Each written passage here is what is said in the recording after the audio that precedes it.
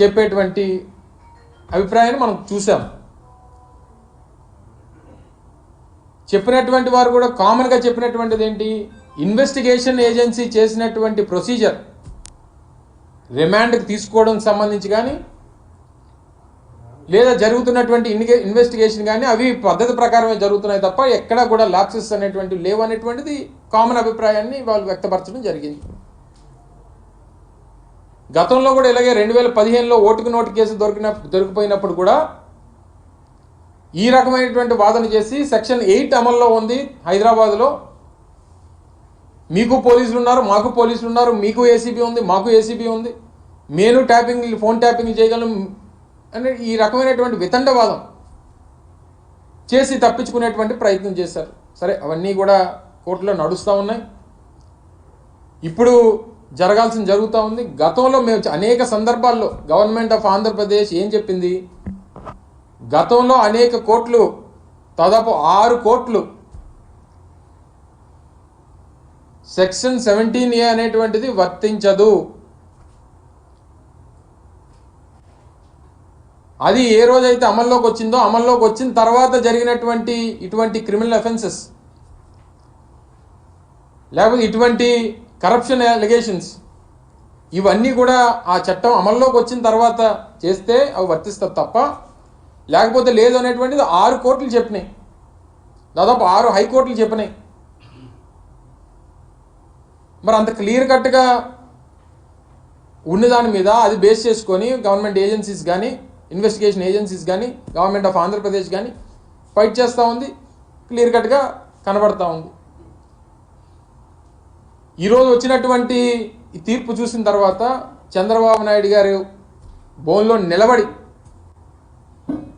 Investigation agencies సంబంధించి కానీ న్యాయస్థానం ముందు కానీ దొంగలా నిలబడి సమాధానం చెప్పాల్సినటువంటి అవసరం ఉంది.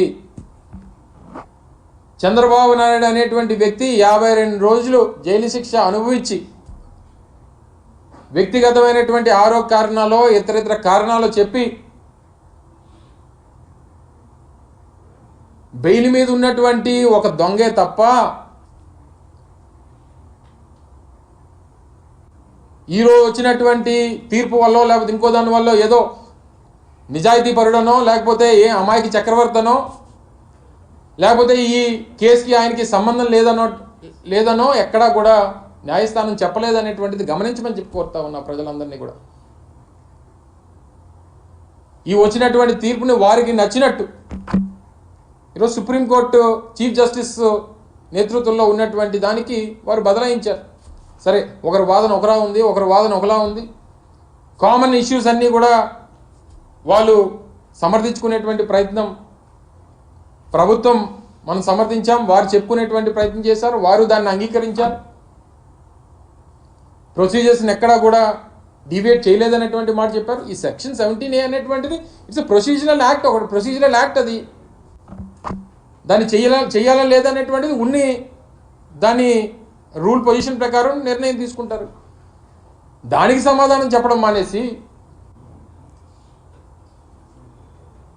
ఈరోజు తప్పు చేయలేదనేటువంటి మాట ఎక్కడ చెప్పవు, డబ్బులు కొట్టేయలేదనేటువంటి మాట ఎక్కడ చెప్పవు, నేను నిజాయితీ పరుడు అనేటువంటి మాట ఎక్కడ చెప్పరు, అసలు ఈ కేసుకి మాకు సంబంధం లేదనేటువంటి మాట ఎక్కడ చెప్పరు.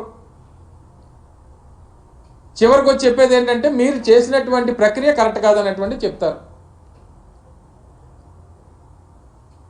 మీరు చేసినటువంటి దొంగ పని, మీరు చేసినటువంటి కరప్షను, మీకు ప్రజలు అధికారం ఇస్తే మీరు చేసినటువంటి అక్రమాలు అన్యాయాలు ఇవన్నీ కూడా ఇన్వెస్టిగేషన్ ఏజెన్సీస్ కానీ అనేక కేంద్ర ప్రభుత్వానికి సంబంధించినటువంటి సంస్థలు కానీ వారందరూ అంగీకరించారు కాబట్టే ఈరోజు ఆయన శిక్ష రిమాండ్కు వెళ్ళి ఈరోజు బెయిల్ మీద తిరుగుతూ ఉన్నారు.